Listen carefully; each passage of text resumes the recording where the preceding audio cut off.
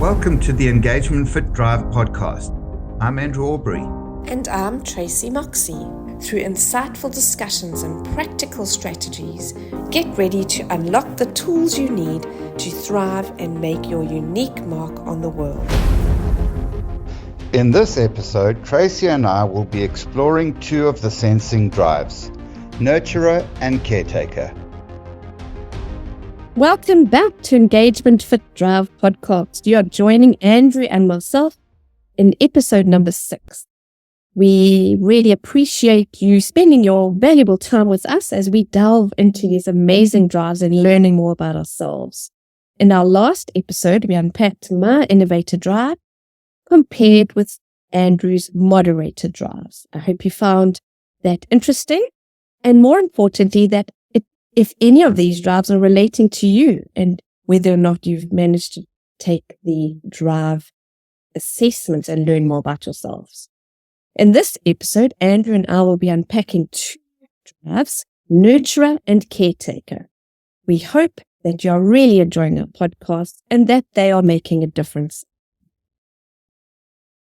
Thank you, Tracy. So we're going to dive straight in. And in the EngagementFit Drive framework, there are two drives that see potential in others. One is the Nurturer drive, which we'll be discussing in this episode. Both Tracy and I have this as one of our most dominant drives. The second drive, which is called Impact Player, will tend to spot strengths in people and notice strengths in people. Impact players are not hands-on. They will challenge people, they will stretch people, and they will put people in environments or positions that stretch them to the next level. This is a fast and an iron sharpens iron type of drive. We will be discussing this drive in detail in the near future. So for now in this episode, let's dive in and chat about Nurturer. And as the name implies, Nurturers place a high value on growth, both your own growth and the growth of others. As a nurturer, you may gravitate towards young and experienced or undeveloped people and naturally spot their potential. You probably take a hands-on, patient and nurturing approach towards others, supporting them closely in their growth with needed skills and resources in order to help them develop their potential or talents. As a nurturer, you may tend to notice and celebrate the small wins and the step-by-step incremental progress that is made because you understand that small changes on the surface are the result of big changes below the surface. You may be very comfortable with this initial, slow, incremental progress when you recognize you feel certain of their potential for growth. You may be easily trusted and may not give up or be discouraged. Nurturers thrive in conditions where they can develop people, mostly individuals, with patience and attention to small changes. So this nurture drive, all about growth. Remember, each drive has needs, and this nurturer's need is having the opportunity to nurture people's potential, to grow and be developed patiently. So if you're a nurturer, you also need people to be patient with you, as well as you having the capacity for immense patience with others. You need the time and patience to develop and support growth. So as Andrew mentioned, nurturer, I think, is in the very top of our drives. And for me, nurturer has helped me so much in my coaching and what I do, because obviously it's leaning towards people and seeing the potential in people and just being there and having the patience to almost hold their hand. You kind of walk the path with them, with the patience and everything that they need, the support to be who they want to be or achieve what they want to achieve. So Andrew, I know that this drive is very strong for you. So do you want to just share with us about your take on how nurture shows up for you? Thanks, Tracy. I think a picture that really made so much sense to me was if you consider building a skyscraper, what do you need? You need a plan. You need to be able to do foundational work, and then you build the structure on top. Now, such a great picture for nurturer is that if you are going past a building site where they are building a skyscraper, you will possibly find that for many months you drive past that site and there appears to be absolutely nothing happening. And yet that's not true. What's happening is the foundational work is being done all underground. Now, depending on how high you want your skyscraper to be, is directly proportionate to the depth and the strength and the planning and effort that goes into the foundation below. And if you do a good job on the foundations and you have done the due diligence required to the foundations, when you put that skyscraper up, which will generally tend to be a fairly quick process in terms of time as opposed to what it took to do the foundation, that skyscraper will then be strong and will stand against the storms. Now, tying that back into our lives, the foundational work that we do in our lives on so many levels is the foundation on which we're going to build our lives. So if we don't give due diligence and dedicate time and intention into the foundations that we lay, we could build on that foundation, and that foundation may not stand up to the storms of life. So that was such a helpful picture for me in terms of understanding what nurturer is. So obviously in any person's developmental process and growth process, you're going to have a need for both nurturers and impact players. Nurturer for me is such an interesting thing in the last few years. I've really had such awareness around how nurturer plays out in me. And one of the core components of nurturer is obviously other people's potential and wanting to call that out and wanting to help them grow. But it's also about yourself. How do you like to be developed? And for me, that was a very practical exercise that took time, but now I am absolutely convinced on what that looks like. So such a valuable thing for me to have done that work myself. What do you say, Tracy? I think that analogy of your skyscraper is brilliant. That's exactly what it is, that people are not seeing below those foundations or below the skyscraper. And that's where nurture really has that patience and support, because it's a sensing drive and we sense that that's all going to happen. That building's going to appear, but we have the patience and really spend time on those foundations. For me, I'm a very picture person, so that was a lovely analogy for me to understand. There are a couple of things that is very important with nurturer in terms of rules of engagement. If you have this drive energy strong, there are a couple of things that you need to hold yourself accountable for. The first rule of engagement is, despite the fact that you can sense or spot potential in other people, never be more invested in someone else's growth and development than they are themselves. And that is a very important component. You also might find that there are some people who are not ready for that growth yet, not ready for that development. And so in spite of the fact that you can see it and that you're calling it out, they might find resistance to that because the time's not right yet. Very important for a nurturer to understand. And then the other side of that is you walk a road and a journey with that person, and they'll come to a time where the value that you can contribute to that person and how, in terms of growth and development, matures. And they now need somebody else who can take them and who can elevate that growth and potential to the next level. And that's the role of the impact player. But what you might find is that you may so enjoy the relationship that you've built with that person that you might struggle to let go of that. And actually, for that person to really thrive, they need someone else to be able to challenge them and to take that potential from competent to excellence. Andrew, when we talk about spotting the potential in others, how does that show up for you? How do you spot that potential?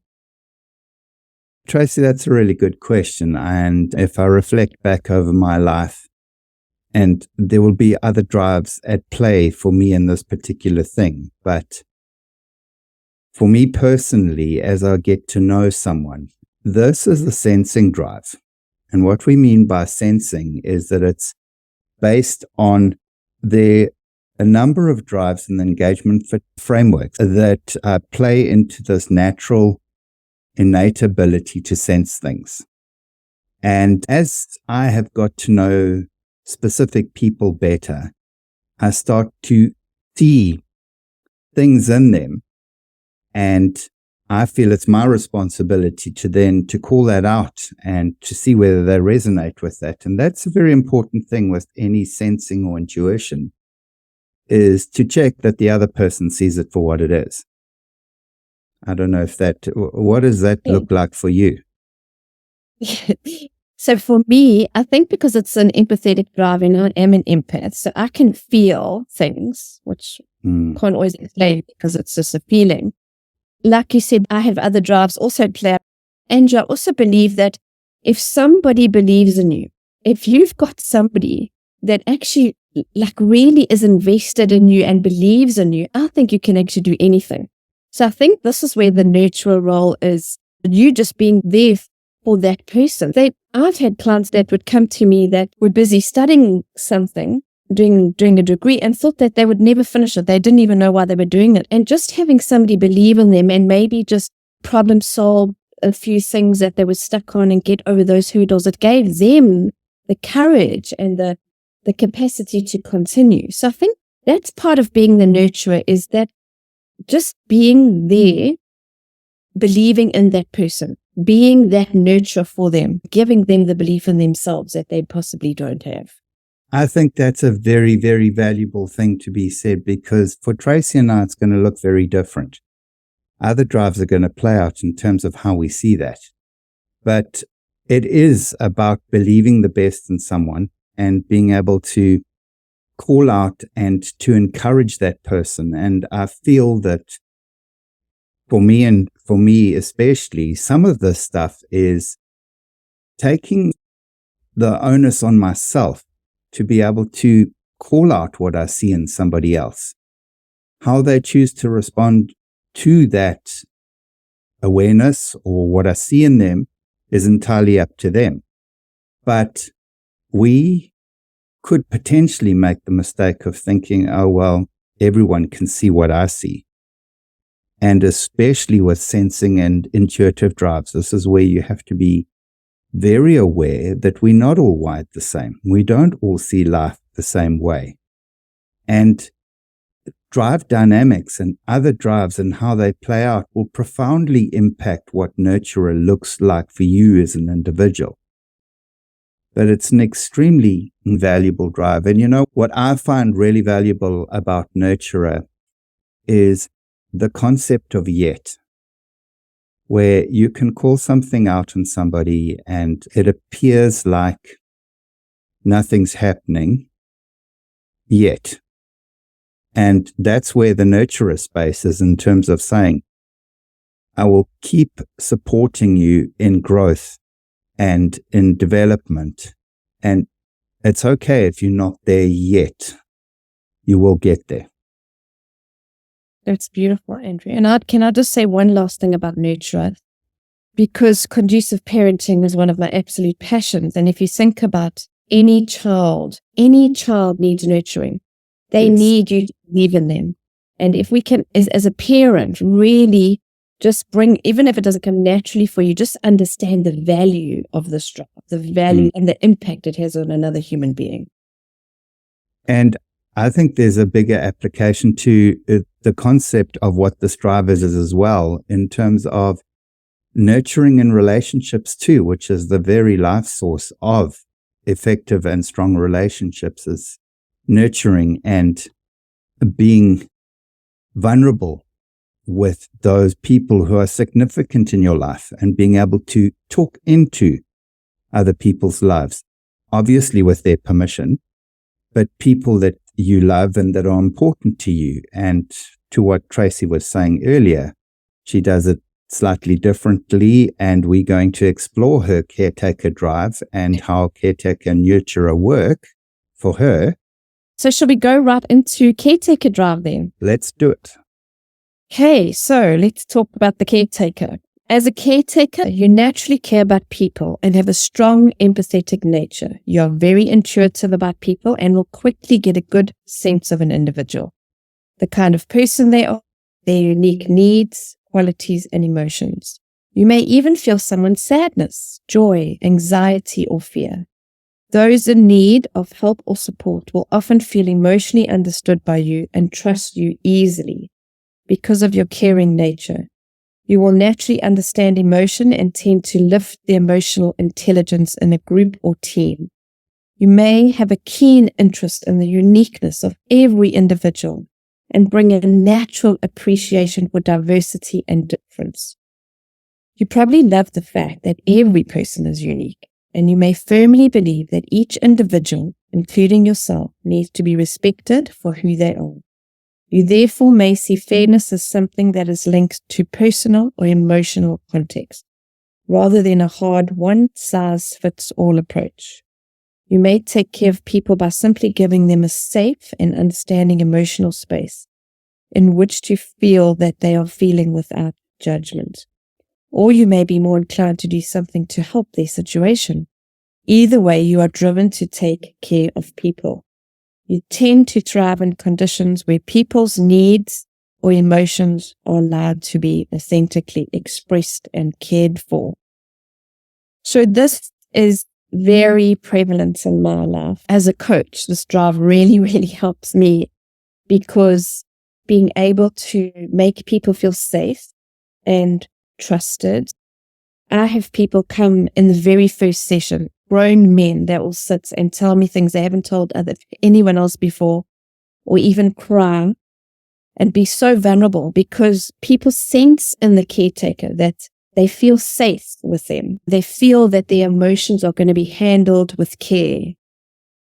So this drive with my nurturer really, really, really has a huge impact on the work that I do. And I'm so grateful that I get to actually live my drives. I get to actually use them every day. So let's talk about the caretaker's needs. What do they need? They need to respond to the needs and emotions of others. They need to respect and be respected. Their own emotions need to be validated. And emotionally deep relationships and quality time is what they need. Andrew, do you want to ask me any questions about my caretaker? Yes, I do, because I would like to drive straight into one of those needs. It is very important. One of caretakers' drive needs is for their own emotions to be validated. Tracy, does that resonate with you? Because one aspect around this drive is that ability to care for others and to be able to read people well and to really care about people. Sometimes, however, that might be to the point where you are so selfless that you might compromise taking care of yourself. And if you are continually putting yourself in someone else's shoes, but it's never reciprocated, how does that make you feel? I think this is a huge problem, Andrew, especially if you think about people that choose professions where they do this. Like, for example, nurses always putting everyone else above themselves, and they very rarely take care of their own needs, do things for themselves, or running around looking after family members that need them and depend on them. And So there definitely, as we know, Andrew, we're going to talk about some of the things we have to learn. One of these, with this drive particularly, definitely is boundaries, because we have to take care of ourselves first. I must be honest, Andrew, if I talk for me personally, as a child, my emotional needs weren't really taken care of. Right. So I think it's hardwired to take care of myself. Okay. So, and I know I have other drives that impact that as well. For me personally, I don't need you to take care of me. I don't need anyone to take care of me. I can absolutely take care of myself. But I think that's got a lot to do with my childhood, and I'm very easily able to put up boundaries. I'm very easily able to not take on those emotions, because with this being an empathetic drive, empaths feel things, and I feel things. I can feel your pain. I can feel your sadness. Don't get in there with you. I stay on the other side and I'll be there for you. I'll support you, but I will actually pull you out of that. So don't get in there with you. And that's such an important point, Tracy, because depending on what this drive energy looks like for you, some people can relate to this drive and say that it's actually a curse, because you don't have to even know someone, and you can already sense feelings or emotions or what that person is going through. And I think it's because this is a sensing drive, right? You can't be in your brain with this drive. With nurture and caretaker, you're not in your brain. You're in your body. And for me, I can have clients arrive that will be avoiding something, and I know that this has got to come up. And in the session, it will come up, and it will be the very thing that needed to be addressed. And if I didn't have the sensing thing, it might come up, it might not. But that's why I think that for me, in coaching and being able to help people deal with their emotions, because not everyone can do that so successfully, right? People struggle with their emotions. They want to run away from them. They want to suppress them. And having somebody actually being able to feel what you're feeling with you, but take you to where you need to get to, take you out of it and seeing it from a different perspective, maybe. Not just something to bring awareness to. Others may sometimes feel very exposed by your incredibly accurate intuition about them. And this may cause them to withdraw or feel uncomfortable in your presence. Notice when people open the door for you to enter into their emotional world and when they don't. Otherwise, they may perceive you being too personal. This is about respecting others' emotional boundaries. You want to speak me through how being able to read other people, how you know whether to go there or not. Andrew, something I can't really explain. That just also comes naturally. You know when to back off. Because it's sensing, right? Whether it's the person withdrawing their energy or physically withdrawing or breaking the contact with you. We're so in tune to the emotions that it's very easy to pick up. Okay. I must admit, in all the sessions I've done and all the hours of coaching that I've done, I've never had that happen where the person is really upset with me. Because again, I think we've got this innate ability to sense how far you can go, when to stop. And I think the nurturer backs it up, because it's all about nurturing with patience. Whatever comes out right now is enough. We don't have to get to the bottom of these infinite amounts of time for us to heal, work through this, whatever it is that comes up. So you lead on to an interesting point, and I'd just like to clarify what that is in Tracy, nurturer and caretaker are what we call booster drives. Remember that we're discussing these drives individually, so there's clarity on the characteristics of each drive. In a specific situation or context, however, drive energy plays out dynamically like chemistry. A big part of dynamics in booster drives lies in the management of the energy and needs of the drive. The moment you get an enhanced energy or need, you step into the risk of mismanagement of energy and need, which can be overpowering to yourself and to others. This boosting effect may be having bigger capacity, or more energy or more sustainability than others with only one of the dominant drive as opposed to both. People around you, however, may experience that as overpowering, too strong. It may be detrimental to you as well if it's not managed well. Drive management is difficult because you're energized when this energy is in play. So it's natural that you may not always be aware of it. Do you have practical examples of what it feels like in a situation when both these drives are at play? That's amazing, Andrew. I feel boosted. I think, like I already mentioned, in that it's just being able to completely, without words, feel someone's emotions, feel what's going on with them, even between the lines, even if it's feeling energy or body language, or it's just having this ability to sense this other person, where they are at, what's happening with them. Mm-hmm. I do really care about people, and it doesn't matter who you are or what you are or your background. When I am with a human being, I want the best for them. I see the best in them. I will be nurturing and patient, even if in a session it's, so maybe that person comes for coaching, right? And they maybe haven't been through therapy yet.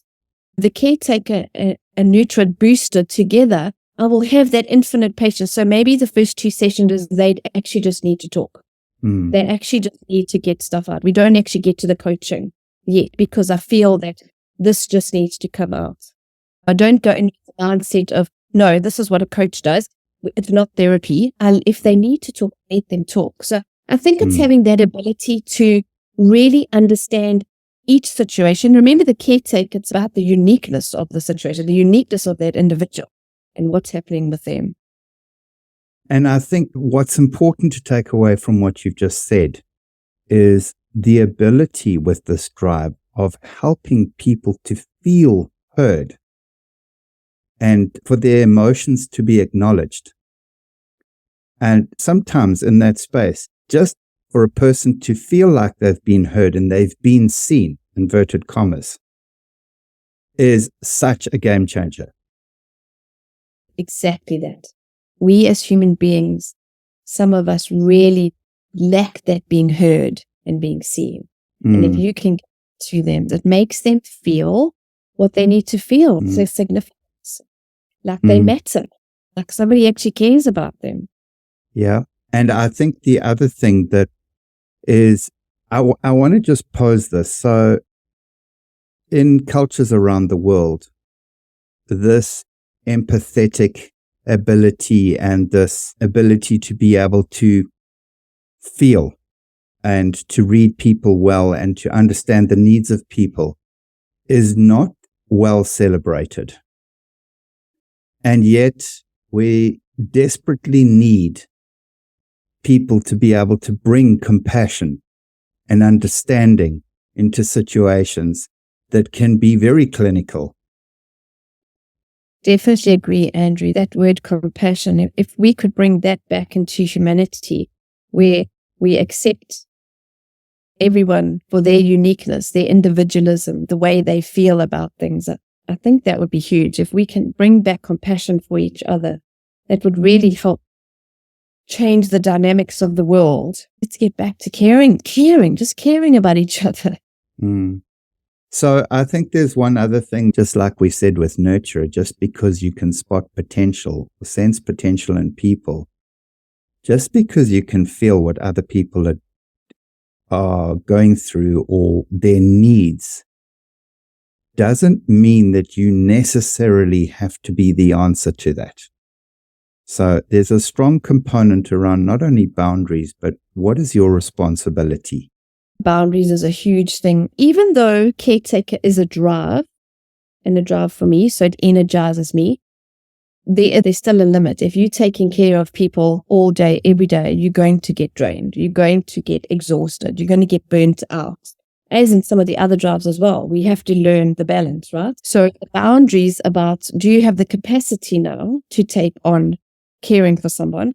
And for me, Andrew, we don't have to have all the answers because everyone's on their own journey discovering what they need to do for themselves. And to lean in more to the support and caring and listening and letting them express their emotions, as we don't have to have all the answers. Just by being there for them and exploring their emotions, they very often find their own perspective or another perspective. It's emotional boundaries as well with the caretakers, and we can't take on other people's emotions. That's their emotions, and this is our emotions, and we got to know where the line is. That's what you feel, and this is what I feel. We can't have this crossing over. As a caretaker and in a coach environment, yes, I will be able to have the emotions of, I really care about you, I understand you, I'm here for you, but I'm not going to take on your absolute, your victim mindset or your absolute sadness that's draining you and that's all you can think about. I need to help you switch that emotion, switch you, maybe not switch, but just look at it from, is it serving you to keep staying in that realm, especially if you've been to therapy for 5 years and you haven't been able to get out of it yet, is how do we move you now and move you forward? What I want to say around this drive, and I'd really value your insight here, is I feel that this is an incredibly strong drive because somebody with this particular drive can hold the space where emotional intensity is high. Now, for certain personality types, when things start getting emotionally challenged, now this is not to say that a caretaker feels comfortable or likes to be in emotional intense situations, but they can hold space in emotionally intense situations and be able to navigate that space better than maybe other people. Do you agree with that? Do you have any comment on that? Andrew, I think it goes back again to the maturity of the drive, and that we have to build skills to master these drives. So I think if you look at me 20 years ago, I definitely don't have the skills that I have now. Definitely not. So understanding the drive, understanding the boundaries is all going to help you. I do have a lot of people saying, how do they put the boundaries up? How do they differentiate? If somebody just phones them, they're off to go and help them and do whatever they need. But a lot of it also comes to, Andrew, when we understand ourselves, when we know who we are, where we can stand in our truth, where we value ourselves, it's very easy to know your capacity, when you can burn out. I think you have the sense of, like, I know who I am. I know what I can take on. I'm not people pleasing. I'm not, all of those things can also play into caretaker because you feel better because you're helping somebody else, but you're actually trying to fill your own needs. So there's a lot to it. The maturity and the mastering of this drive is very important. What you've just raised is actually really valuable because I think about the nursing profession and I think about other professions where this drive really does play into strong areas there. And the point around this well managed is that because you are good, you are strong, you've got skills, you have done work around self-awareness and development, you can be strong in spaces where the people who need that from you can be vulnerable. And your strength and your ability to know how to navigate that realm gives them what they need to overcome the situation that they're in. Andrew, you put things into words so beautifully. Exactly. Beautifully said. Well, Tracy, I just want to thank you for sharing that. Caretaker is not a drainer for me, but it certainly is on the lower side of my neutral drives. And you and I coach very differently because we used a different toolbox. And yet, this is what I absolutely love around the EngagementFit Drive framework is that there's no need to compare each other because you are unique and you're unique for a purpose. And different people bring different value and make different impact in different areas. And that's all about the tools that you've been given. And if we can just share, Andrew, that's exactly that word.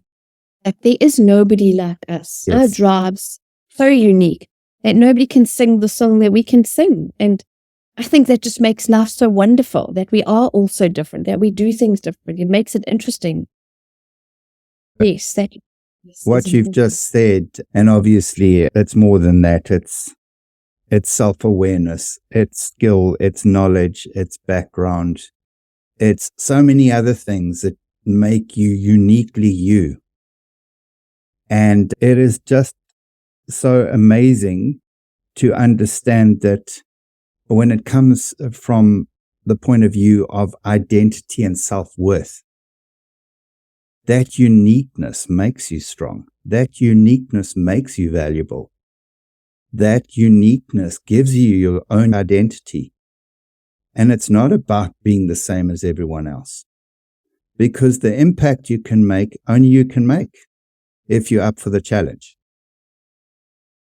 Andrew, and can I add that I know you and I are like madly passionate about this drive work. But you know what it is, in society today, everyone is always comparing themselves to everybody else.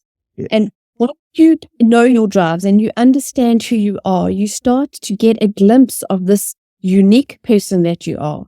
Yes. So for me, this is so powerful and so impactful in more ways than we can even imagine. Well, I just want to thank you again for this time today to explore these two drives. We do hope that it's been impactful. And obviously, we've been discussing sensing drives today, and part of self-awareness and growth is all about listening to how we explain these drives and then taking it and looking at yourselves as individuals and saying, okay, what resonates for me? And getting clearer and clearer and clearer on who you are as an individual. Because it's when you get clear on that, and when it's clear, you start developing life skills and tools, then you can make the unique impact that you were designed for. Yes. So thank you, everybody. Thank you for sharing this time with us. And we will see you next time on the next episode. Thank you for joining us on this episode of the EngagementFit Drive podcast. We hope you found invaluable insights that will empower you on your path to self-discovery and fulfillment. Don't forget to subscribe and share this podcast with anyone who's ready to unlock their full potential. Until next time, keep engaging, keep thriving, and keep driving towards a life filled with purpose.